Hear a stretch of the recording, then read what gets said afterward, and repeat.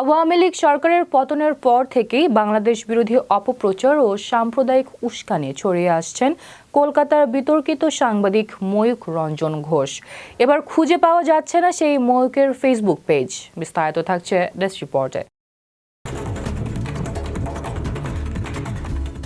মূলত আওয়ামী লীগ সরকারের পতনের পর থেকেই বাংলাদেশ বিরোধী অপপ্রচার ও উস্কানি ছড়িয়ে আসার অভিযোগ তোলা হচ্ছিল কলকাতার বিতর্কিত সাংবাদিক ময়ূক রঞ্জন ঘোষের বিরুদ্ধে। তবে এবার সেই ময়ূক রঞ্জন ঘোষের অফিসিয়াল ফেসবুক পেজ খুঁজে পাওয়া যাচ্ছে না। সম্প্রতি বাংলাদেশ বিরোধী অপপ্রচার, গুজব ও সাম্প্রদায়িক উস্কানিমূলক বক্তব্য দেয় ভারতের সাংবাদিক ময়ূক রঞ্জন ঘোষের নাম সবার মুখে মুখে। জানা যায়, বাংলাদেশ সিভিলিয়ান ফোর্স নামের হ্যাকার কমিউনিটি তার অফিসিয়াল ফেসবুক পেজটি ডিসেবল করে দিয়েছে। সম্প্রতি বাংলাদেশ সিভিলিয়ান ফোর্স ফেসবুকে বিষয়টি নিয়ে একটি পোস্ট দিয়েছেন। এর আগে ময়ূককে মৃত দেখায় ফেসবুক। তার একটি ভেরিফাইড ফেসবুক অ্যাকাউন্টে প্রবেশ করে এমনটি দেখা যায়। তার সেই অ্যাকাউন্ট রিমেম্বারিং করে দেয়া হয়েছে। বাংলাদেশ সিভিলিয়ান ফোর্সের পোস্টে বলা হয়েছে, কলকাতার সাংবাদিক ময়ূক রঞ্জন ঘোষের অফিসিয়াল পেজ অপসারণ সফল।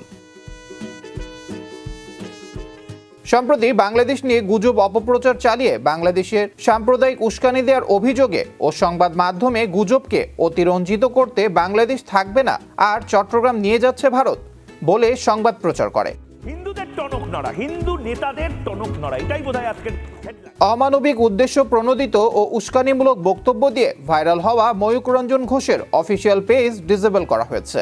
এরপর দেখা যায়, গত কিছুদিন আগেও তার পেজে কপিরাইট ক্লেম করে তাকে সতর্কবার্তা দেওয়া হয় এবং এরপরও একই কাজ করলে ডিসেবল করে দেওয়া হবে বলে জানানো হয় আগের পোস্টেই। তারপরও একই কাজ করায় তার পেজ ডিসেবল করে দেওয়া হয়েছে।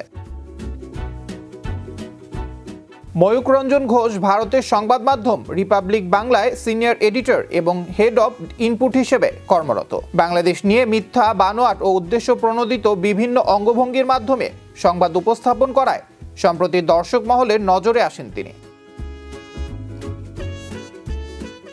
অনেক দর্শক তার উচ্চ কণ্ঠ এবং অঙ্গভঙ্গিকে মলম বিক্রেতা কিংবা জোকারের সঙ্গে তুলনা করেন। সামাজিক যোগাযোগ মাধ্যমে তার উপস্থাপনাকে অনেকে অতিরঞ্জিত এবং নাটকীয় ও উদ্দেশ্য প্রণোদিত বলে অভিযোগ করেছেন।